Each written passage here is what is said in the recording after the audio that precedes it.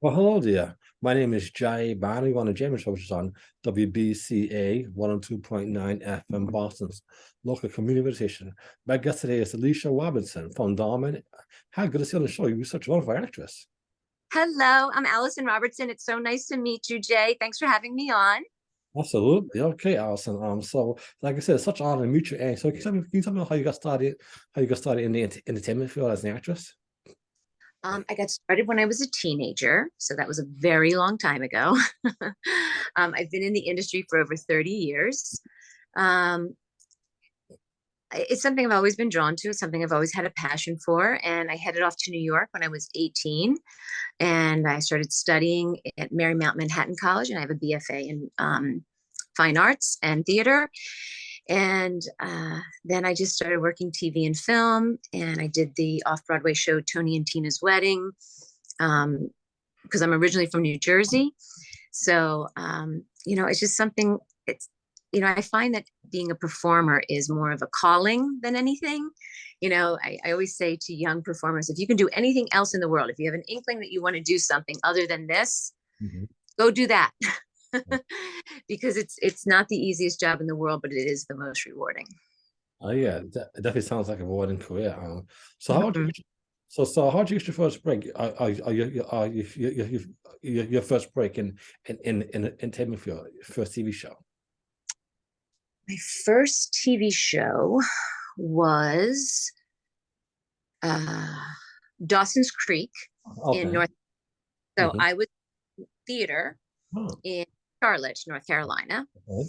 I was doing summer stock down there. I was doing summer stock. They do theater and and one after the other. So I was doing Grand Hotel, Barnum, um, Fiddler on the Roof, and Noises Off. So I Wow. got at that time when I was down there, the Wilmington market and the Southern market had just opened up down there. Yeah. So that first TV show that they did was Dawson's Creek.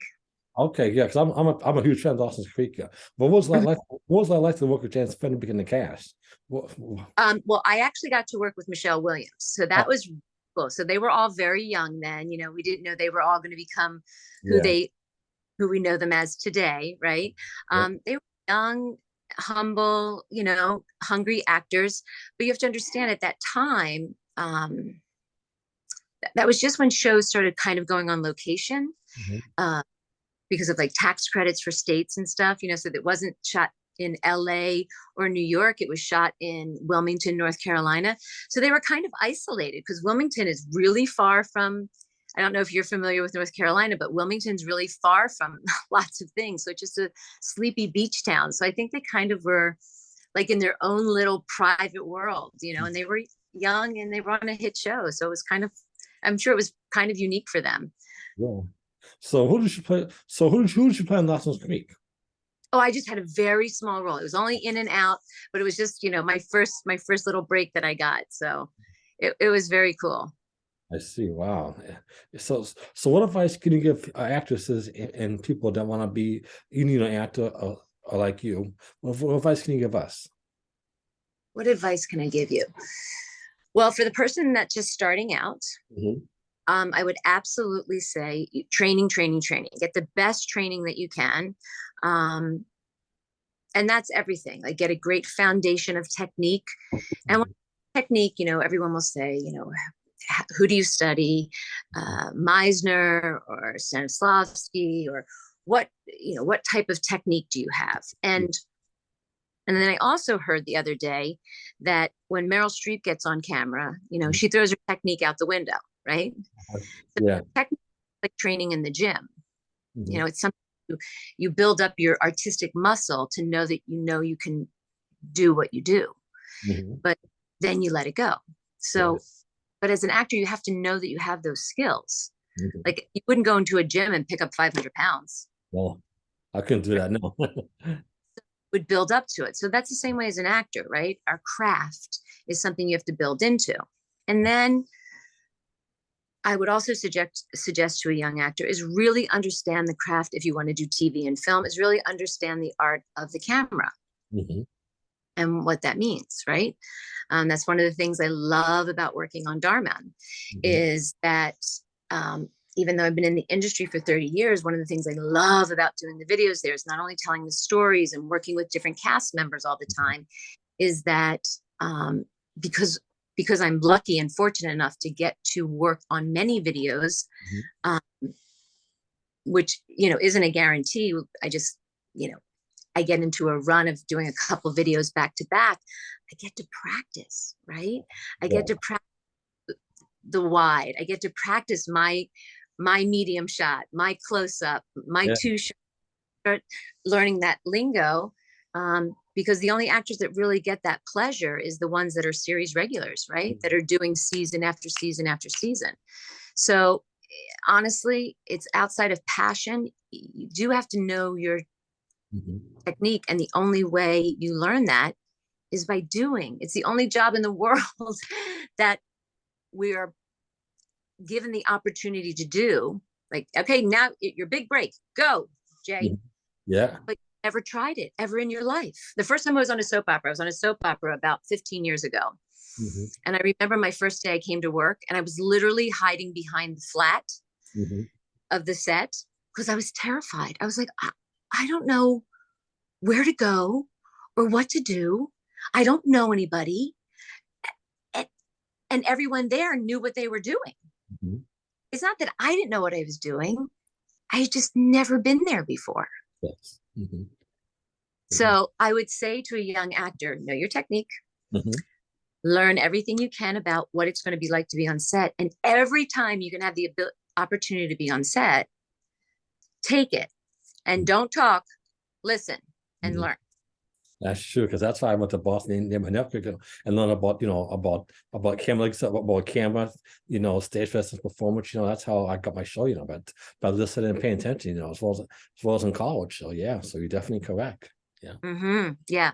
Yeah. And network, right? You're in a business, right? Everybody you meet, I tell you, as a coach, I say to people, keep a Bible, an acting Bible of everyone that you meet and when you met them, even if it was just a quick meeting, because people that stick around in the industry stick around, and you don't know, they're here one day, they might be up here someday. So, and it's okay to say, hey, Jay, I met you on your podcast. Do you remember that 5 years ago, or vice versa? Yeah. Yeah. That's very true. Having relationships is very important also in the industry. I definitely agree. I mean, networking, keeping on connection, trying to, be better every day, that's also get you to the top, I definitely agree. Yeah. But reframe something for you, if you don't mind. I think networking scares people. I think the word networking frightens people. I think they're like, ugh, or they have a negative connotation to like, oh, networking. So that's why I say build relationships, right? Get to know people, right? And when you're building relationships, I think the best thing to remember is to be interested in people more than you being interesting. Right? Yeah, I definitely, and also social media, social media, because that's also, going to help you as well, right? Yeah. What do you do about social media? Because, I'm a lot older than a lot of the people on Darman, a lot of people on social media, is that you forget that when someone comments on your social media, to interact. Yeah. Right. It's called social media for a reason. Like if someone comments or likes something, you need to interact. I definitely agree. Yeah. So yeah, that's very true. So how did you get the part on Darman? It's really funny. I get asked this question all the time. First of all, they have auditions all the time. Okay.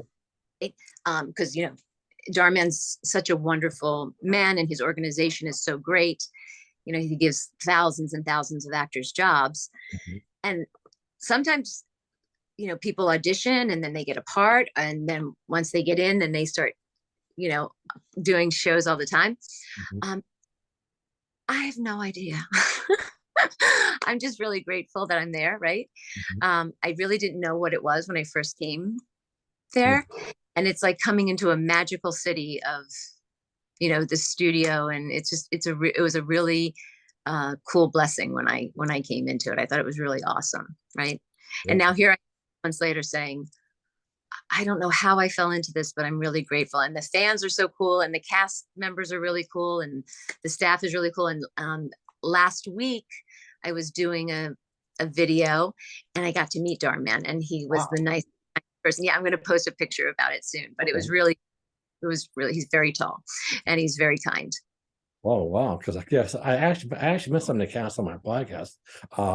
Iana, Catherine Norwood. Yeah, I interviewed some of them on my podcast. They were very nice, and I tried to get an interview with Diamond, but it hasn't happened yet though. And I tried to, Very also, busy. He's yeah, very, yeah. I, Yeah.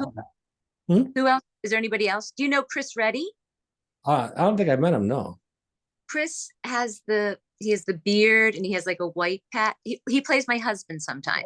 okay, yeah, I did. Oh, yeah, yeah. Okay, yeah, I know who he is now. Yeah, okay, yeah. I actually saw him on an episode when you drove your teenage daughter to the farm, right? Was it the farm or somewhere? I mean, or maybe it was your son, right, Aaron? He has a lot going. He has a lot of videos coming out right now, but he's my buddy. Oh, So he's my pal. We're both from the East Coast. We're both from outside Philadelphia. So okay. mhm. Okay. I'm actually in Boston, are you Yeah, guys me? yeah, Yeah. yeah. Jersey originally. Okay, yeah. Maybe we could be sometime. It'd be nice to meet Yeah, you. absolutely. My daughter goes to high school in Connecticut, so Okay. she's always in Boston. Okay, so we come down. I'll make sure I come so you can definitely meet. Okay, so Yeah, for yeah, sure. because because I'm also an actor, and I've also tried to audition for Down, but I haven't really get any parts. So yeah. Yeah, yeah. It's really a local LA thing too. Okay. So that's Also, because it moves super fast. It moves very, okay. very. Okay. So in order to get a part, you probably had to be in California, right? Not in Boston, Yeah, right? it I, moves. I, It moves real. The turnover is really quick. okay, I got you. Wow. Wow. Okay. Well, so what inspires you? What gives you inspiration? Great stories, great writing, Mhm. true stories give me great inspiration. Um, People doing good things for other humans, Mhm. Yeah. being good Hmm. is a great inspiration to me. Um, Nature, like beautiful nature, not nature like walking through the woods. Because if you know anything about me, I'm Yeah. not a walking woods kind of girl. Mhm. Um, and probably if anybody just heard me say nature, they're like, who are you talking to? That's not Allison. But I love like the majesticness of mountains and beautiful ocean. And yesterday I just took I will send it to you on Instagram. I took a picture downtown, and it's all blue sky, and it's the skyscrapers of downtown LA, and Mhm. in the back is the mountains with snow on them. Wow. How Mm. crazy is So I'm Yeah. inspired by that, like unique, when I see unique things like that, right? Oh, that's wonderful to hear. Wow. Yes, very much. And I like cooking too. Yeah, I can cook too. You can? What can you cook? I can make seafood, lobsters, pasta. So maybe I can. I love to cook for you sometime. Yes, I'm in. I'm an Italian cook, but I can't do that. I can't do the lobster seafood Uh, linguine thing. Yeah, I'm in, Jay. Absolutely. It's on me. Okay, so Okay. I love that. I love it. on me. Okay. What you cook? Huh? I can make cook. I can make cookies, hamburgers, hot dogs on the grill. Yeah. But who taught you? Who taught you? Oh, my mom, my mother. Yeah, My but grandma. My yeah, grandma. So I yeah. get it. Get it. Good mom. Good mom.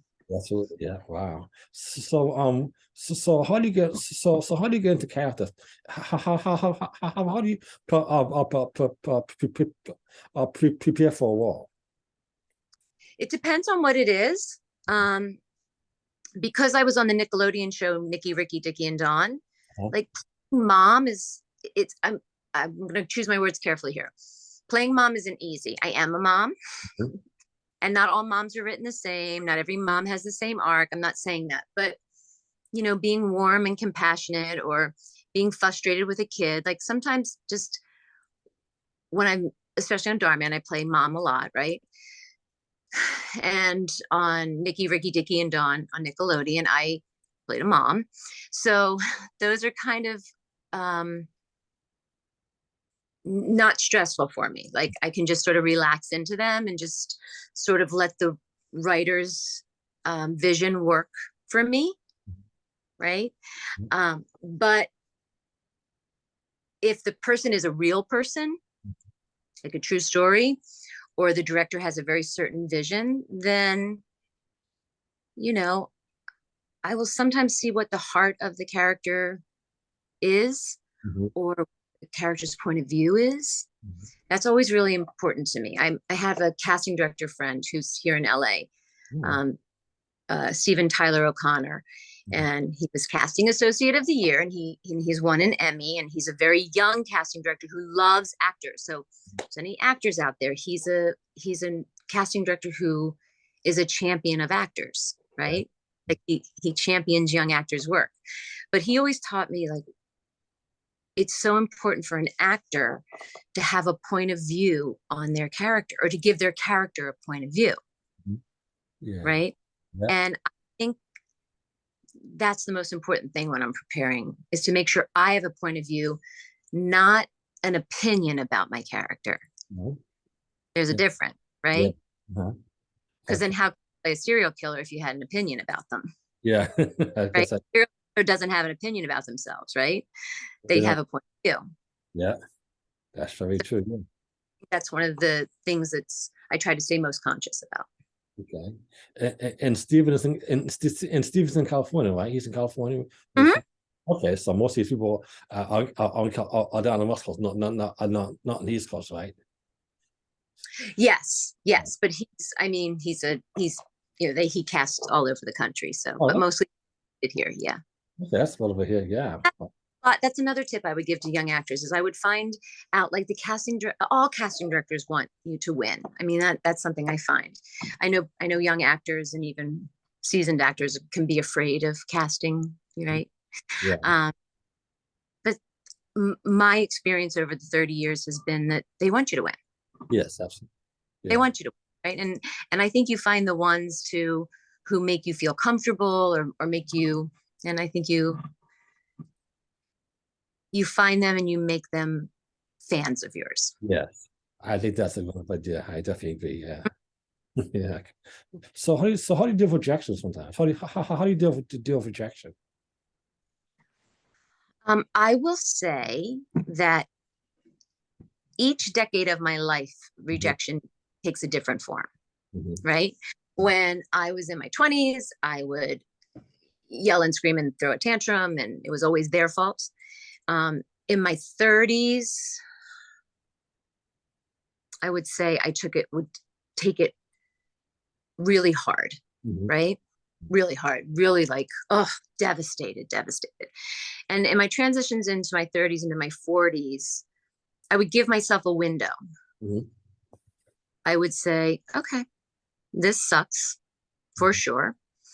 And I would give myself 12, 24 hours, and I usually would cook. That's how my family would know I lost something. A lot of food. And, I would watch Law and Order and be sad that it didn't go my way. And then let it go and get back up the next day and be, like, happy that at least I made a fan. Right. Yeah. And the rejection now, because I'm not in my 40s anymore, now my rejection is more about, wow, shoot, I really wanted to do that. I'm not really looking to others to validate me anymore as much. The rejection's more about the missed opportunity. Yeah. So it does change for people as you get older. I guess that's true, yeah. Yeah. So what's like to be famous? I mean, I see a lot of movies. What's it like to be famous? Do you meet a lot of celebrities since you're in the business? Well, I am not famous, Oh, uh,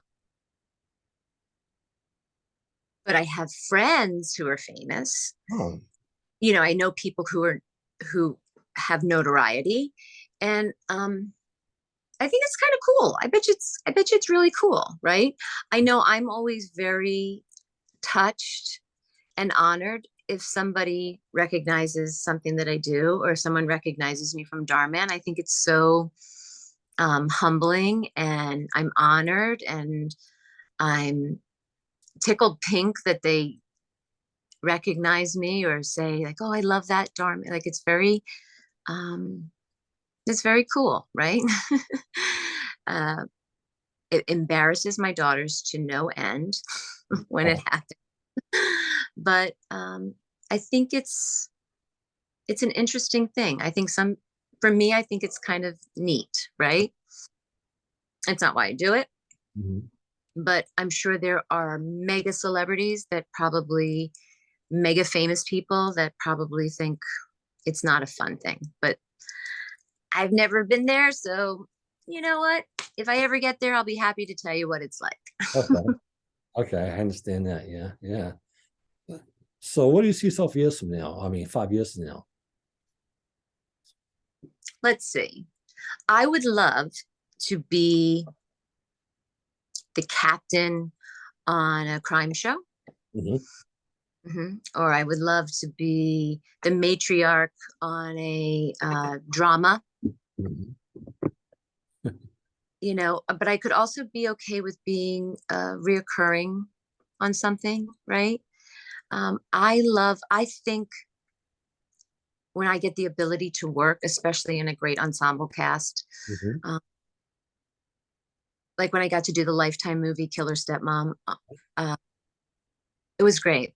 It was so much fun, and it makes you feel so good about yourself working like that, that I can't imagine if I got to do it for like 5 seasons or 2 seasons, Yeah. or just I just think it would be the best thing ever. So I hope in the next 5 years that I get to taste what that would be like. Yes, I'm sure you will. That'd be a blessing. Yeah, Yeah. yeah. Yeah. And I think a lot of actors need to approach it like that. Like, how, look, it's the greatest thing you would get to do, right? So when people complain about I don't have any auditions, or I had an audition and the casting director was late, or they made me learn, I'm like, come on, stop. Yeah. Greatest thing you're going to get to do, because someone's getting a job today, and it might as well be you. Yes, So be absolutely. super grateful about it. Yeah, I can say about That's myself. motto. Even though, listen, I cry, I get upset, I get mad. Listen, I'm being very positive on your show here, right? Yeah, But end of the day, that's the deal. mhm. And you Yeah, signed. yeah, yeah, you sign up. I mean, I guess it's sure you sign up for something. I guess that's what the outcome is. Yeah, Yeah, right. yeah. So how did COVID affect you? If everything being shut down. Um, well, it really affected me at first Hmm. because the book was released, Yeah. Enoughness, right? Mhm. And right before it was released, um, so I wrote a book, a personal development book, about how to get what you want and how to believe in following your path, and like doing things that maybe aren't popular, but doing what your heart desires, right? And doing how to be confident and listening to things. And I base that off of that I'm an only child, Mhm. and I was a very strong mother and a very strong father. And my father was going to be a football player. Mm. And in my book, I explained that at 17, he had football scholarships, and um, he broke his neck in high school, Sorry to hear and that. and his scholarships were gone, right? So he had to change his life, Oh, God, I'm sorry to hear that. right? But he totally was fine, and he walked, and everything was great. But what happens when you make a plan and your life turns left? Now, he could have made a lot of choices, right? Wallowed in it, had a pity party for himself. But instead, he went on to build a multi-million-dollar company that he sold to Westinghouse, that is now Universal, right? So and that's what my book is about, right? And I have many stories in there about clients and myself. So I wrote this book, and then in October, Forbes tapped it as the top 7 books to help you help yourself in 2019. And I was so excited, so excited. And then in January in 2020, they said it was the top 10 books to help yourself at work. And I was like, this is amazing. And then in March of 2020, we shut down. Yeah. So COVID affected me because I was on a trajectory of, I thought I was going to be able to help a lot of people. And I thought the book would, have a trajectory that would be different. And it wasn't. So I did as much as I could online. And I was sort of talking internationally on a weekly talk show. And then I started auditioning like crazy through Zoom. I learned Zoom. I learned how to audition through Zoom. Yeah. And that's from of the week. Yeah. So it actually had its up. It was like a roller coaster. It had its ups and it had its downs. And so, but I survived COVID mentally very well. I didn't do so well after we all came out of lockdown. Yeah. I felt a little crazy when I came out of Like I was like, I don't like, I couldn't. I think I was so responsible in COVID that when I came out of COVID, I didn't know what to do with myself. Yeah. How did you do in COVID? Well, it's funny because I was actually in Washington Community College to get my college degree, and I just started taking classes online, do Teams, do Zoom like you. Had to do everything on computer. Yeah, it was different. It was definitely a different challenge, and I had to admit, and yeah, so it was really, a challenge, but I was but help from my teachers on Zoom, I was able to graduate and get my diploma, and get and look for work online. So, but it wasn't. But you went there. It was definitely a change, So Yeah, it's like learning a new skill. It was like learning a new skill that we didn't know we were learning. yes, exactly. Yes. Yeah, and and it's funny how you said about how life goes, because 6 years ago we live in Florida, right? But unfortunately my mother passed of a heart attack, and I come to Boston because because I had a family down there, and I wanted to stay because it was so warm, So yeah, so it's like my life's going one way, and now it's going another way, like you said. Right. Was that before COVID or after COVID?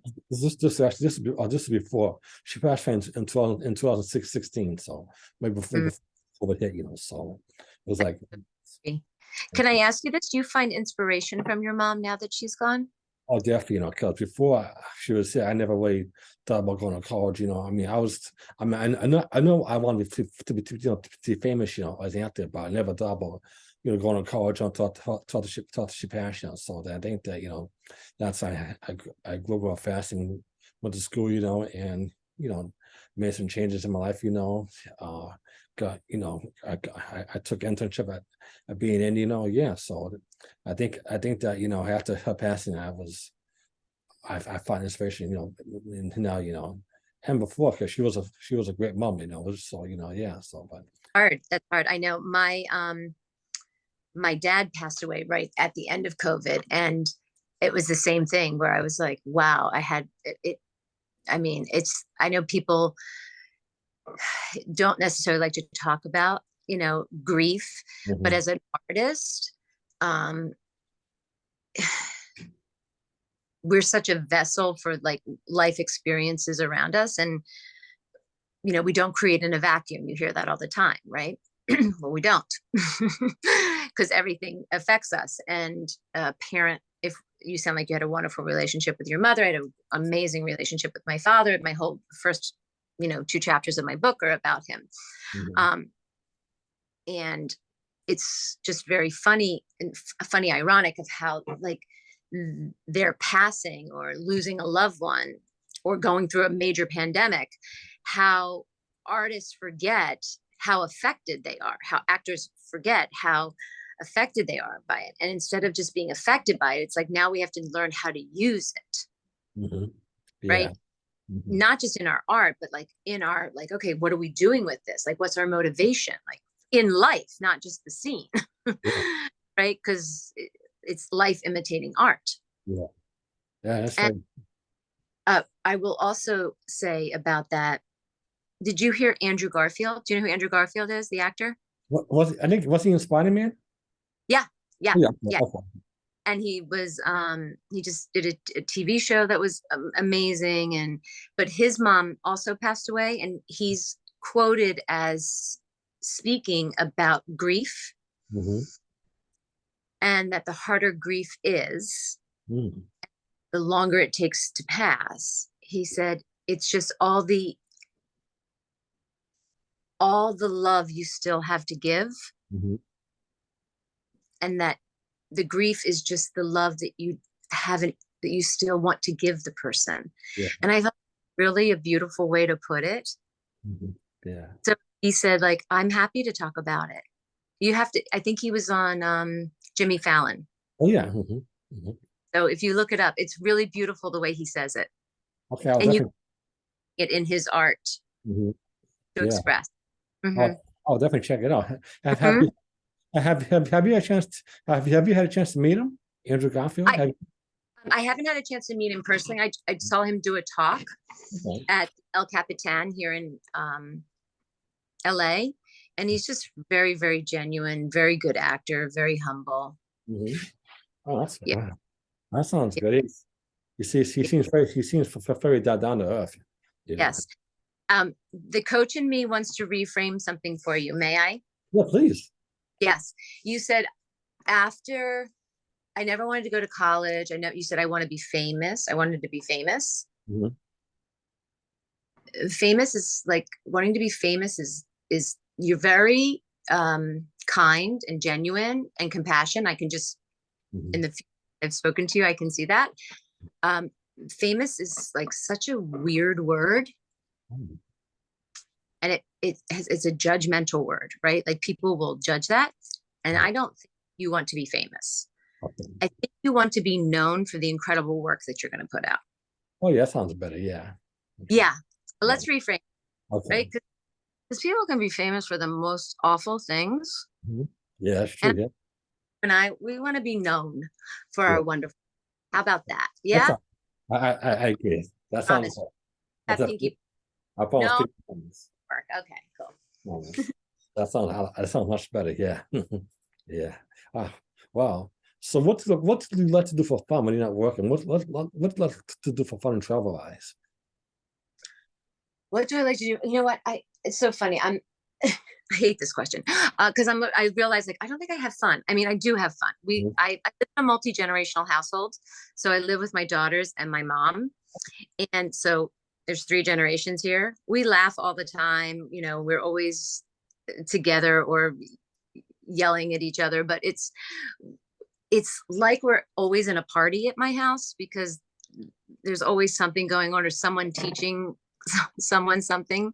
But I'm an only child who really wanted a big family, like a lot of people around me until I don't want people around me. But so I'm always having people come over. I have a fire table and I just, I'm a big, like, let's all come over and have dinner and like, let's have a Friday night together. So I'm very social in that way.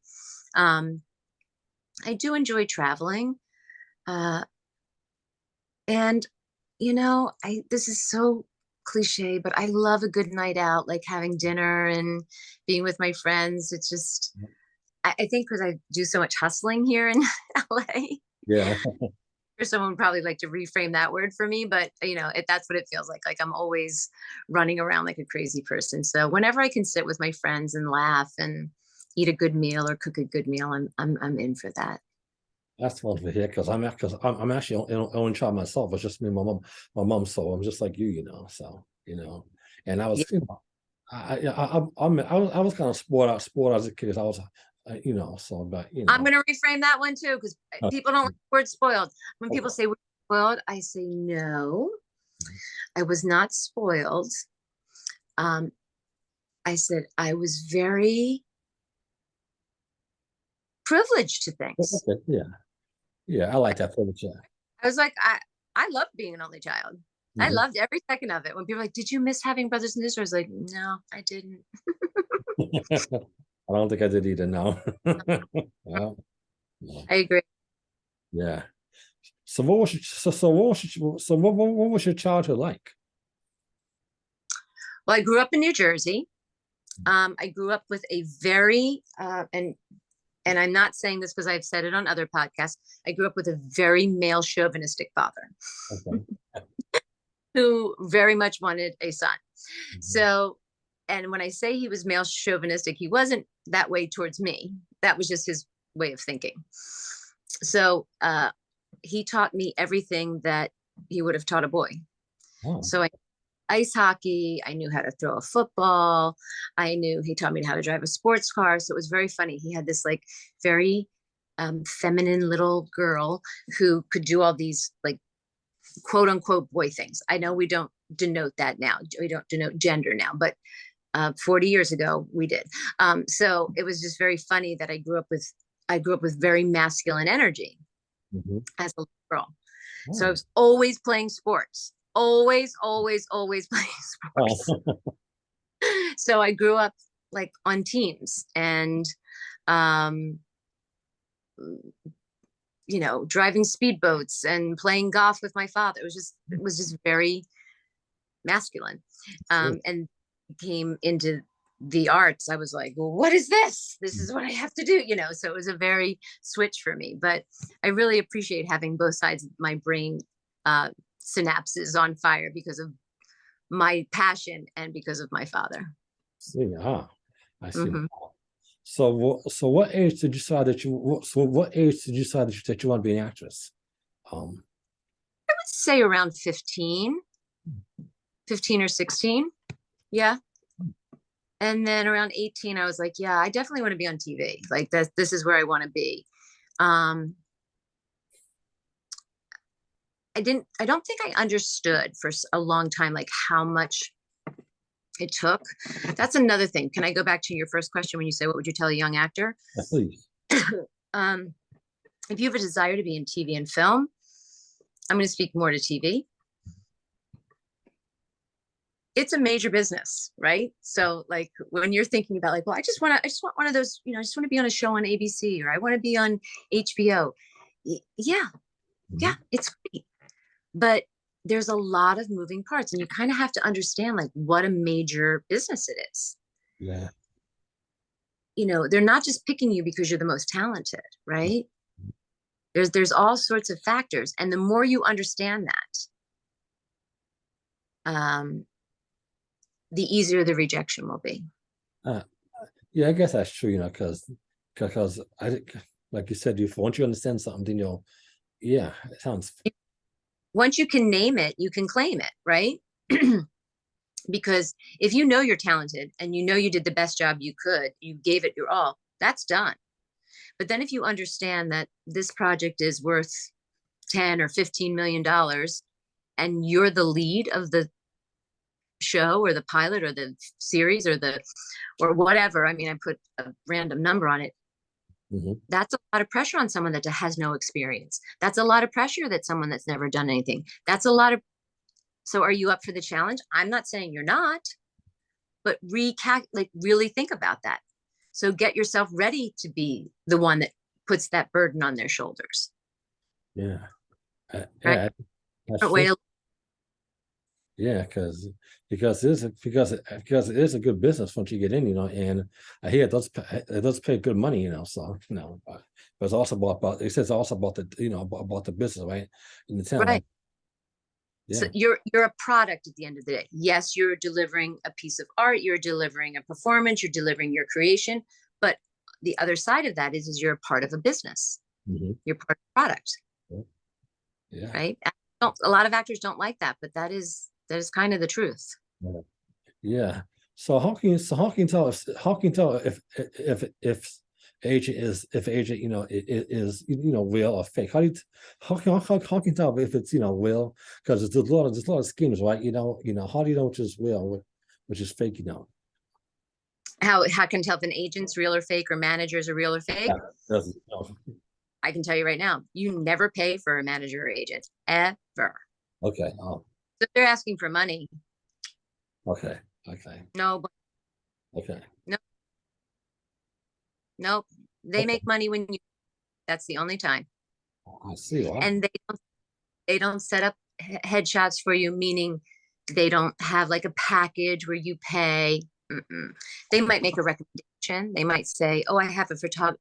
You know, every agent has a photographer that they love, right?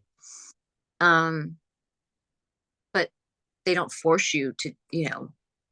And the other thing is when you're working with an agent and manager, and a lot of new people, I won't say just young, because you could be 60 and just starting in the industry and you still new, right? So anybody new to the industry or just coming back, because the industry changing all the time, right? So you could have been a young actor at 20 and come back in your 50s and say like, oh, I'm going to give it a whirl again. And it's a completely different animal. But the way you know is, you know, you have to remember that you're the one in charge. Yeah. And I know agent managers don't make you feel that way. You feel like they're in charge, right? And you have to please them. But at the end of the day, they're not your friends. Mm-hmm. They're not your family. You shouldn't be having dinner with them. I mean, yeah, a business meeting, but it's a business relationship. Mm-hmm. They do not make money until you make money. Keep that in mind. And that's hard to remember, especially because you want them to like you and you want to feel good and you feel bad you didn't get it, or you feel bad they're not getting appointments for you. Then it's not the right fit, right? I guess that's true. Yeah. So if I'm about, so let's say that right now I'm on Boston Cancer, right? I'm paying you. I should I should be paying. They should be paying, right? Not me, right? They should pay. No, all the services, I'm saying if they ask you for money to represent them. Okay. So if they're saying like, for $500, I'll represent you. No, but Okay. all is like Boston casting. So we have LA casting and like there's New York cast, like all those. So Actors Access, Mm-hmm. Casting Network, all those, anything that an actor has to put their pictures up on. That's Okay. a tool for you, and that's a tool for the agent. Okay. So it's good to have that. Yes, yes, it's pretty much it's an industry standard that agents, um, theatrical agents and commercial agents, they need that in order to.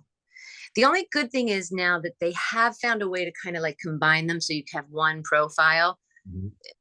10 years ago, you used to have each a profile for each one. Now they kind of have it where you pay one price and it's just everybody's all together now. They just have different pockets. But just make sure that they're all connected. So you're only paying, Yeah.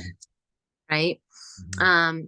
But that, you know, you have a lot of money going out before you have any money coming in. Okay. Yeah. Yeah. Because I guess because I hear that order that it costs money to make money, right? Mm-hmm. Yes. Yes. Okay. So, Yes. is that how you started out?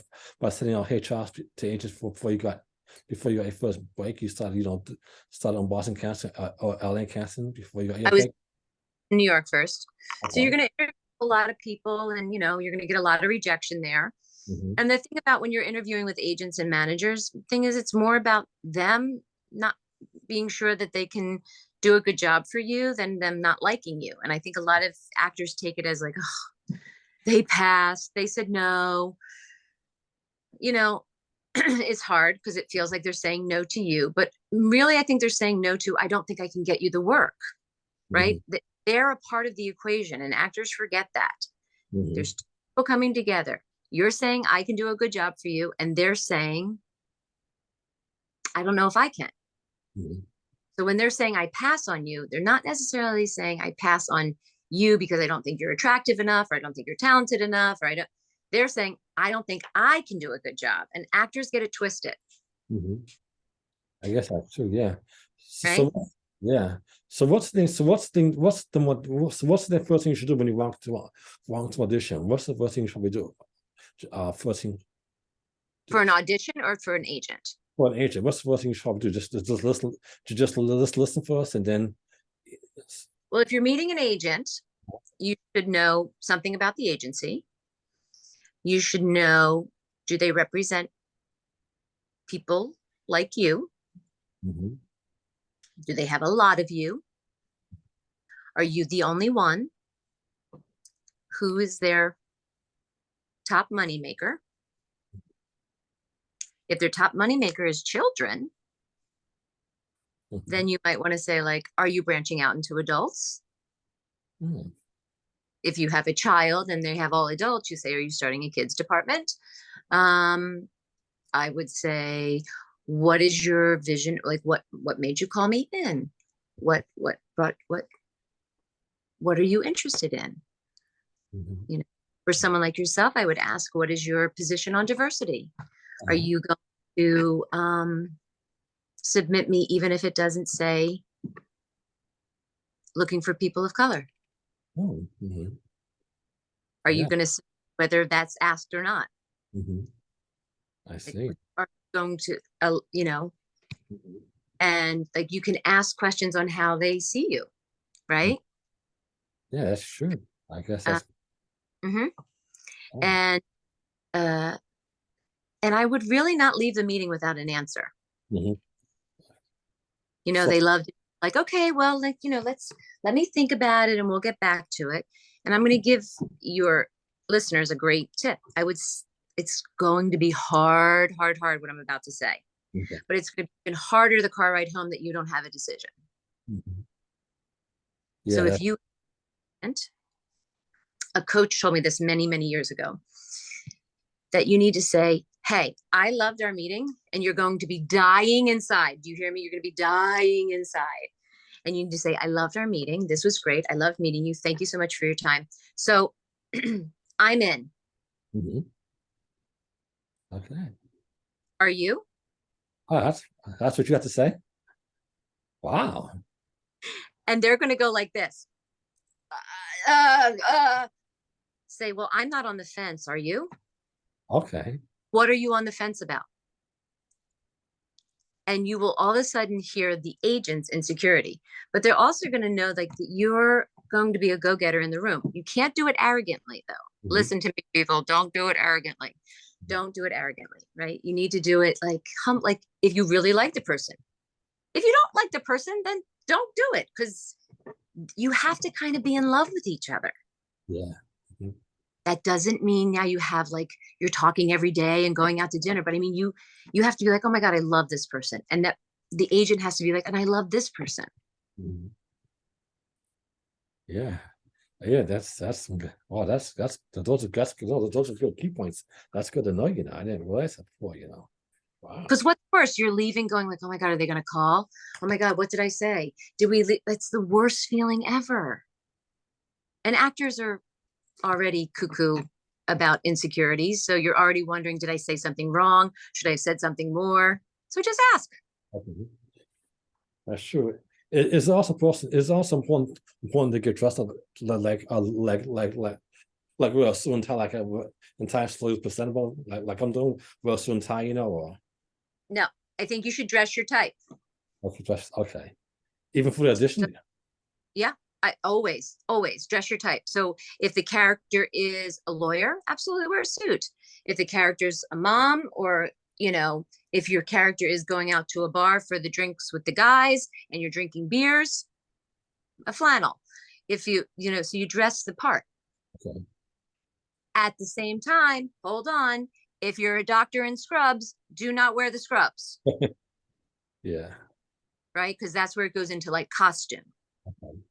But you would wear like like just neutral clothing to kind of give like it just a blank slate, Okay. right? Okay. Have the part like if the character is a drunk or a jerk, you have to add that part too in the audition, right? Mm-hmm. Do you know how to act drunk? No, I never gone drunk before. So one of the key things about acting drunk for most people is when people are drunk, Hmm. they're not acting drunk Oh, in real life. They're okay. trying desperately to be sober. Oh, They're like overly focusing on like focus on his eyes. My mouth is dry. Oh my gosh, my head is spinning. They're not trying to be like, oh, I'm drunk. They're not doing that. Drunks aren't doing this, right? They're mhm. trying to be, what would you say? Hmm? They're trying to be overly focused on being sober. I see. Ah. Now watch, now pay attention to people that are playing drunk. Mhm. You'll see they're being overly trying to hold it together, I see. Ah. right? So you'll find your own nuances. That's the thing, guys. When you're, I had an acting teacher say, no, Matthew Barry. Do you know who Matthew Barry is? He cast The Notebook. Oh, really? Oh. Yeah, I studied with him for a few years, and he would always say, you got to know where you live. Mhm. And what by that is how you respond to the smell of alcohol, how you respond to being around alcohol. I'm not even saying you have to drink it. Mhm. How you, what you respond to, that's knowing where you live. Okay. How I respond to it, that's knowing where I live. Mhm. So, and that's the same way if you're sad, if you're happy, if you're excited, if you're fearful, you have to know where you live. And finding it out in the middle of an audition or on set is not the time to find out where you live, I see. Wow. That's right? mhm. So it doesn't mean you have to have it all planned out, but you have to have a sense of like, okay, how would I react to this in real life? Oh, yeah, I guess that's true, you know. I mean, yeah. Where I live. Mhm. You know where you live. Yeah. If I said, take me to your house, you'd be like, this is where I live. If you Yeah. came to California and say, this is where I live, I know how to get you to my house. Mhm. So when it comes to emotions, it's the same way. Where do you live? Oh, I see. Wow. I didn't Mhm, realize that. Wow, that's good to know. So, mhm. so, and what about like doing like a nudity scene? You know, is it kind of awkward? Do you have to do you have to take like take clothes off? You know, and in the additional, you know, or dress, you know, or walking naked, or I mean, Okay, so with that, there's lots of rules about it. okay, It's up to, first of all, you negotiate all that in your contract before you ever get on set. So your representation, nothing weird is happening when you get on set. So all that is negotiated before you get on set. If you're ever uncomfortable, everything stops. okay. They now have on sets now called intimacy coordinators, Mhm. so that you don't even have to talk to the AD or the director. So there's an intimacy coordinator who makes sure that they know everybody's wishes, so nobody feels pressure to say yes or no. The intimacy coordinator takes everybody's information, including how comfortable you are with what body parts and what's going on and who's touching. And so it's and it's even gotten more so because of COVID, Mhm. right? Yeah. COVID, when they were doing stuff, we didn't, it was nuts. So but as far as nudity or sexually explicit stuff, I know that they will close a set like that. So they'll Really? put crew, they will keep people away. They'll make it as comfortable as possible. So it's a very the actors that are in the scene are very much in control. I see. Okay. Yeah, because Mhm. but then I see the stuff on TV and movies like, you know, so I always have to say, so if they're comfortable doing that, you know, because, you know, yeah, so, you Yeah. know, So yeah, that's the truth. So and it's gotten even more um safe for people. okay. It always was, but you know what I'm saying. Now it's even more logistical. Okay. Yeah, because I used to watch Martin's. I used to watch TV show Martin, you know, Martin Mhm. Lawrence. I used to, so, and I know that he was, you know, doing some. Well, I know he was doing some stuff he was supposed to be doing, you know. So, you know, so Yes. Yes. I mean, the 80s and 90s were definitely a different time where we have we have become an informed and woke generation that is not going to allow certain things to happen. And I mean, we know, it's there's been a shift, yeah. a needed shift, but it's shifted. Okay, that's good to know. Okay, so my next question to you is kind of serious.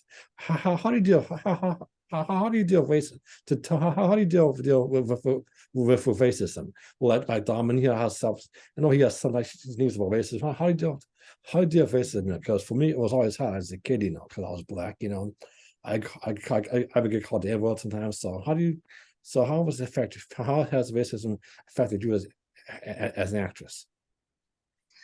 Well, I have to say that I'm blessed to be a white woman in this country. And first of all, I'm going to say I'm be blessed to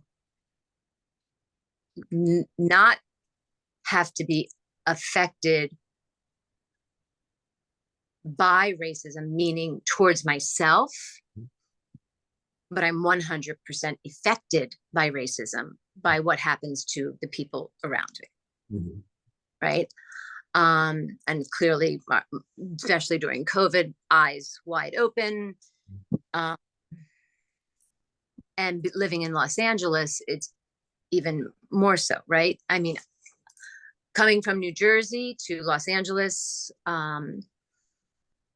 my sensitivity towards racism and injustice became very acute. Mm-hmm. And I think I would like to take it away from the business and say, like, I'm just on point about it. I don't always know what to do, so I'm more of a listener than a speaker about it, to be perfectly honest with you, because of where I am. Like, mm-hmm. You know, I don't feel it's my place to speak about it. It's only my place to be an ally and an advocate until I'm asked to do something. But what I can speak to is sexism. Okay. That. So listen, mm-hmm. I remember 30 years ago, let me go back to racism for a moment. I can remember 30 years ago, I was always called and had done many commercials as a Hispanic woman. Mm-hmm. And we now have a whole Hispanic market and Latinx, you know, like we don't need to hire me because I happen to look ethnically. Yeah. So that's so I honestly really won't audition for those commercials, even though I get called for that stuff now. It really bothers me. I guess I can speak to this now that I'm thinking about it. It really does bother me when I get called, because my name's Alison Robertson, mm-hmm. just a white girl from New Jersey. Especially if they ask me to do an accent, I'm like, I'm not doing that anymore. Mm-hmm. And I understand it's acting, but when it comes to TV, this is my personal opinion. I don't even know if I should say this, but I feel like on TV, we're playing such real people, mm-hmm. that I'm sure there's a beautiful Latina actress that could play this, mm-hmm. that I don't need to, right? Mm-hmm. So I think that's where the Hollywood is shifting and has shifted, where 15, 20 years ago it hadn't. Oh, I see. Well, I guess that's a pretty good answer, you know. Yeah. Yeah. Mm-hmm. But as far as like, you know, like this Me Too and sexism, I mean, that's the tale as old as time in Hollywood. Right. That's changing too, because people aren't taking it. And that's not just women, men experience that too, but that's changing too. But I think that boat is a little slower of a turn. Yeah. Because I know, because even now, I mean, people are taking certain things now. You know, like just saying, you know, I'm not with that. You know, even me, you know, because you know, certain things I'm not gonna sort of allow, because it's sometimes just not me, you know. But I just keep it to myself, you know. So you know what I'm saying, you know.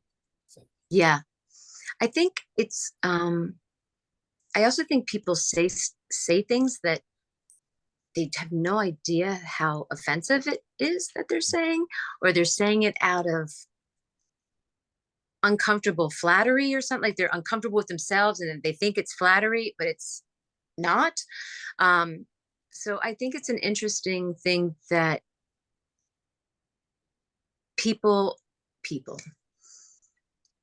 individuals need to learn how to deal with their own emotions about things before they place it on others. Right. And I also think because acting, mm-hmm. theater, television, film, commercials. We're creatives. So Mhm. it doesn't look like a business. So people sort of like say and do things and it looks like fun and there isn't it isn't a 9 to 5 job. There doesn't look like there's rules. So I think lines get blurred, Mhm. but it's very much a business and a profession, and people need to be respected for what they're doing. I I think that's the best answer, and not just a business, but anyway, in any job, you should respect, feel welcome, not have to deal, to deal with harassment, not In whatsoever, any and not anywhere. from bullying to racism to sexism to whatever, even political, like none of it should like just it's a workplace and people should be able to make a living and create and feel safe at all times. Yeah, yeah, and not just workplace, also at school and college, same thing, you know. It's crazy. It's Yeah. crazy. We all just need to take a step back Mhm. collectively, individually, look at ourselves, take a breath, and say, how can I be kinder to somebody? Mhm. Definitely, I mean, And we if should. me, it's none of my business. Honestly, what you do and what you think of me is truly none of my business. Mhm. And that's not me being mean, but what you think of me, Jay, is none of my business. I hope you like me. Like Yeah, that's my hope. yeah, of But course if you don't, it's none of my business. At the end of the day, I can't change your mind. I know, but I do, but I like it, but I like you very much, I like you very much. Oh, I like you too. So that's good. But honestly, that's the tip I would like people to take away. What people think of you is none of your business. Yeah, that's true, because I have some people don't like me, so it's sort of like I But we're just. where we want people to like us. We want people to love us. Yeah, We we want do. people to trust us. We want people to give us the job. So it's really hard to keep that mantra in our head. Mhm.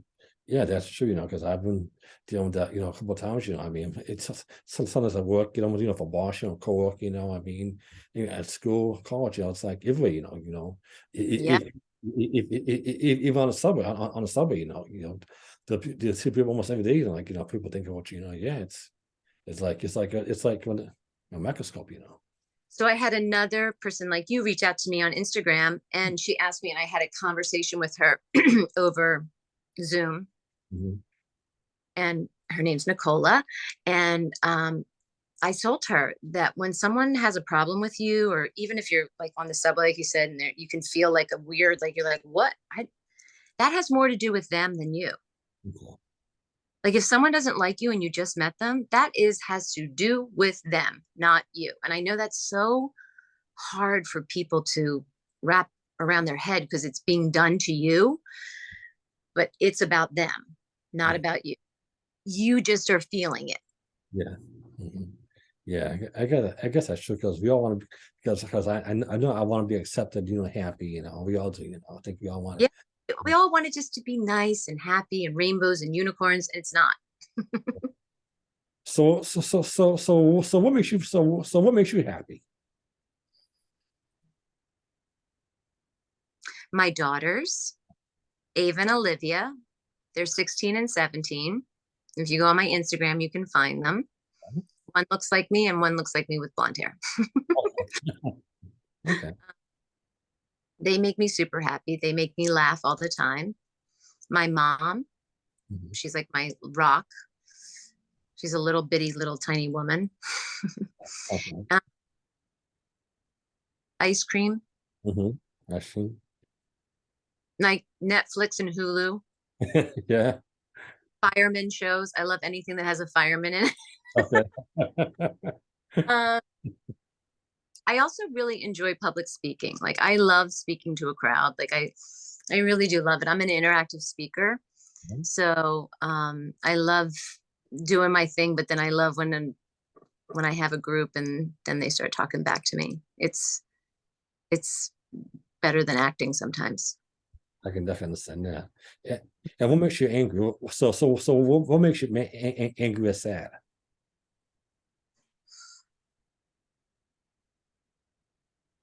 Like what makes me irate is injustice, Mhm. like mean injustice. Mhm. right? Like some of the political stuff that's going on. Um, I don't think anyone has the right to tell anybody what to do with their body ever. So, especially if you're a white old man is going to tell a woman what to do with her body, like it makes me, it makes me so angry that my brain almost can't comprehend it. And when I think about all the women who have fought so hard to bring us where we are, and then I think about my daughter's choices being gone, it makes me, I just don't know where we're living. So that kind of injustice, like really like illogical. How did we get here? Um, Mr. Floyd. George Floyd, yeah, that broke my heart. Like, like, you know, like it gives like the chills I have just like with anger, right? Yeah. And I anger doesn't do us any good unless we do something about it, unless we use that. But that kind of stuff, right? People being like, people exerting their will onto somebody else because they believe they're right when they are 100% wrong. Yes. No. And I actually don't know what to do about that kind of stuff because it does make me so blindly rageful. Yeah, I can definitely tell, because I was really upset about George Floyd, exactly, because that could have been me, or something, or my mother or my brother, somebody. No, Yeah, it's like scary, that was a tough, and I mean, it shouldn't have been the first time we as a community, a collective community came together. That it shouldn't have been 2020 when we were coming together on that. This should have been a long time. I mean, that shouldn't have happened. We shouldn't have needed that type of incident to happen to make us all go, what in the, that's also. Yeah, then because that started, because I know that started Black Lives Matter, everything, yeah, protests. I mean, storming the White House Capitol. It's like, that's what is going through. Yeah, it's that injustice. I mean, I'm with you on that. It's that injustice. So that makes me angry. Sadness is for me, anything like anybody mistreating children. Like anybody that's like voiceless, anybody that's voiceless. That's a big one for me. I can't understand. Here's the thing. I always say as an actor, if I can understand it, I can play. Yes. So I always say as a director, if I'm not giving you what you want, then I might not understand what you're asking for. Yeah. But if I understand it, I can navigate it without a doubt. Just don't think about it. Like, just if you understand it, you can do it. Remember, the camera reads your thoughts and feelings. So just don't overthink it. Just give it. So the two things I just talked about, my brain I can't understand it. So it's hard for me to process it. I know, especially I can definitely tell, and I think about every day, especially my niece and nephew now, because they're like 1 and 4. So I think about their future, what they're gonna go through, because it affects me too, because I don't want to see them, get hurt, Yeah. Especially right. But then, so now you know where you live when someone asks you to play helpless. Yeah, just keep it. All that stuff you start storing as an actor, right?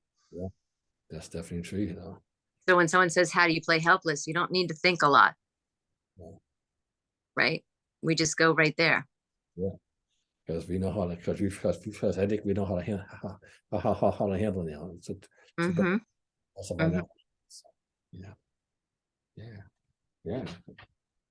I see. Wow. So what else? So what do you plan for the rest of the year? Are you working on any projects, any films coming out this year? Well, I just had the film come out, The Way Out, Okay. um, which came out in September, but now it's been picked up on Amazon and Hulu and Roku, and it's picked up on all the streaming services. And that one it's called The Way Out, and Hmm. it's Jerry Shepherd Hmm. and Ashley Murray and Johnny Bouchamp. And it's a thriller, and it's an LGBTQ thriller. So it's been winning a lot of the film festivals because of its genre, Hmm. both horror and both that it's uh, the leads are gay characters. Oh, So and I played the detective in it. So and that's a new twist for me to play that type of character. yeah. So I was really excited about that is because they were going to cast a man, Mhm. and it was right after the Black Lives Matter movement, Mhm. and it was going to be a white man. And the casting director said, I think we need to add a lot more diversity, and I think we need to change this. So let's make her a woman. Mm. And it Yeah. was me. So, That's and they that. didn't even her name. They didn't even change the character's name. So I have a male name in the movie. Oh wow. Yeah, Oh, that's good to hear, guys. That's good. That's fun over here. Yeah. very Um. cool. Yeah. So, and do you think you might go? Do you think you might go on a book tour to promote your book? You know. I started the book tour, and that's really funny because I was thinking about it. I was like, do I like republish the book to Mhm. kind of see it again? And then part of me thought, well, maybe I need to write a new book, Mhm. Oh, I see. right? Oh. Mhm. But I've got a kid, my oldest, Ava. She finds out in 2 weeks whether she's what college she's going to. So we got a lot going on, right? Okay.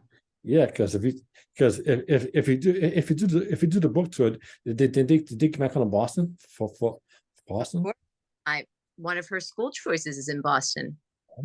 Yeah, I'll definitely come out and see, so um, Yeah, so keep your fingers crossed. She's got one of the big schools there looking at her in Boston. okay, definitely. Yeah. You're Okay. Okay, definitely. So hopefully see you soon, okay. fingers Yeah, crossed. definitely. Yeah. And and do you also like going to Walt Disney World or cruises? Do you like Um, I'm not. I'm not. I have a touch of anxiety, believe it or not. So a oh, cruise sounds mm, mm, anxiety ridden to me, okay. but we are huge Disney fans here at this house. So Me because too. we have Disneyland close to us. Yeah. So that was a huge thing my father did when I was a child. He always took us to Disney World when I was on the East Coast. Yeah. And then I had babies. He took my daughters every weekend to Disneyland from the Wow. time they were born until they were like 6 or 7. Mhm. So, yes, Disney, Disney, Disney. Yeah, because you and I both Mickey fans. I went to Disney World for Christmas. It was wonderful. I've been to Disney World so many times. I love it. It's the best feeling Yeah. ever. I've always wanted to go to Disneyland, but I've never been to California. But I also want to do. I also trying to do a Disney World cruise. Oh, people love it, they say. They love it. Yeah, Disneyland is not as enormous as Disney World, though. yeah, It's a little yeah. people who come to Disney World. I'm going to be honest. Yeah, there's a whole lot of people come there because it has 4 parks, plus several Mhm. Universal Studios. Yeah, so I mean, I Oh, just also in this is be a good way to start to wrap us up. This will be good. You'll like this. In 97 hmm. till about 2004, I was one of the videos in Epcot. Oh wow, really? Mhm. My So God. they was for like new innovation. It was the innovation. Hmm. So that it's now not innovation. It's not innovative anymore. It was a mom who was pregnant, and they were showing a 3D ultrasound, and I Okay. was the pregnant mom. Oh But wow. now the ultrasounds all the time, so it's not cool. But in '97, it was way cool. Oh wow. I guess. That funny? And go to Epcot all the time and send me pictures of myself. It was hilarious. Really? Because I was at Disney World 97 and I'm not sure if I saw that though. Epcot, yep. Wow. Isn't Wow. that fun? This is wonderful. This Happy that I made it into an Epcot ride. I know. I know. Did you make go this was sometime this year maybe? What's that? Did you make go this was sometime this year? You make go. My daughters would love that. I don't know. And that's really funny. I just had a friend say that he's from New Jersey, and he said that he went to Disney World for his birthday. He went for one day. He flew down, went to the park, and came back. I was like, you are a Disney fanatic. Yeah. That's a Disney fan. Yeah, that's something you know. It sounds like, I feel like you would do that. I would definitely, because I love Disney World so much, you know. Name's Joey. He lives in New Jersey. He's a huge Disney fan. Yeah, we should definitely meet, you know, because we should definitely meet, you know, because I think he might be my new best friend, you know. Perfect. I love it, Jay. This is awesome. Yeah, maybe you could try and maybe you could try and you could try too. You could try and set us. You could try set up some time, you know, so we can meet you. I'll keep posted when I come to the East Coast. Okay, thank you. This is such an honor to meet you and learn so much about you. I've been a big fan of yours since I saw you on Diamond, you know, and just to talk to you, I mean, yeah, and learn so much about you, what you've been doing, and all this. It's been an honor. So before you go, I mean, before you go, how can my fans find you on social media? Oh, they can find me on Instagram. That's my best way to communicate is the Alison Robertson, TheAlison, Robert and Son, Alison Robertson. And I'm pretty much, I'm on there a lot, and I like to chat. I'm in Instagram jail right now. I don't know why I can't like anything. They think I'm a robot. I'm not. But I do appreciate hearing feedback and everything. And I'm so glad you reached out to me. Thanks for having me on your show. So God bless you. You know, it's such an honor to talk to you. And please let me know when you're in Boston so we can meet up. You know, I'd love to show in Boston. You know, and my daughter, we usually fly into Boston, so I'll let you know. Okay, well, I will talk to you soon. I will let you know when it is. Okay, God bless you. And we appreciate your time. You know. Thanks, Jay. It was great talking to you. Stay safe. God bless you. Thanks again. You too. Bye bye.